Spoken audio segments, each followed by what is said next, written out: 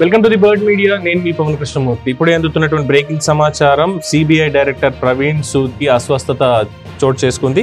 Jubilee Hills Apollo ఆసుపత్రిలో చికిత్స నిమిత్తం చేర్చారు. కాళేశ్వరం ప్రాజెక్ట్ అక్రమాలకు సంబంధించి దర్యాప్తుకి సర్కార్ సిఫార్సు చేసిన నేపథ్యంలో ఈరోజు ఉదయం ఆయన హైదరాబాద్ రావడం జరిగింది. కోటిలోని సిబిఐ కార్యాలయంలో అధికారులతో సమావేశమయ్యారు.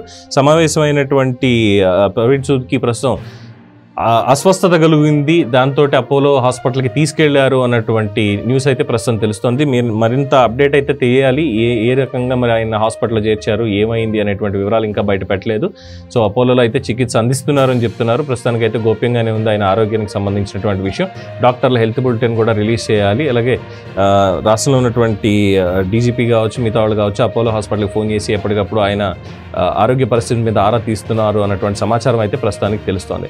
సో కాళేశ్వరం మీద సిబిఐ ఎంక్వైరీ వేయాలి అన్నటువంటి నిర్ణయానికి రేవంత్ రెడ్డి వచ్చిన తర్వాత సిబిఐ వాళ్ళకి లేఖ రాసిన తర్వాత దాని మీద కన్సెంట్ తెలియజేయడానికి వచ్చారా, లేదంటే పూర్తి స్థాయిలో విచారణ చేపడుతున్నాము అని చెప్పి ప్రకటించడానికి వచ్చారా, ప్రకటించి ఇమ్మీడియట్గా దీనికి సంబంధించిన విచారణ స్టార్ట్ చేయండి, నోటీసులు జారీ చేయండి అని ఏమైనా చెప్పారా మరి అధికారులతో అయితే తెలియలేదు.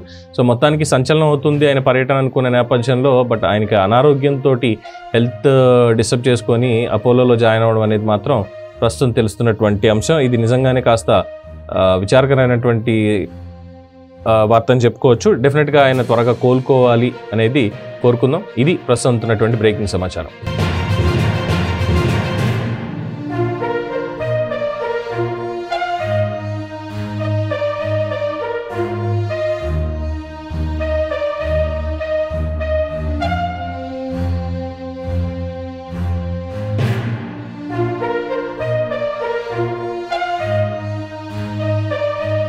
ఈ వీడియో కనుక మీకు నచ్చినట్టయితే లైక్ చేయండి, షేర్ చేయండి, సబ్స్క్రైబ్ చేయండి. అలాగే పక్కనే ఉన్న బెల్ ఐకాన్ని క్లిక్ చేయండి.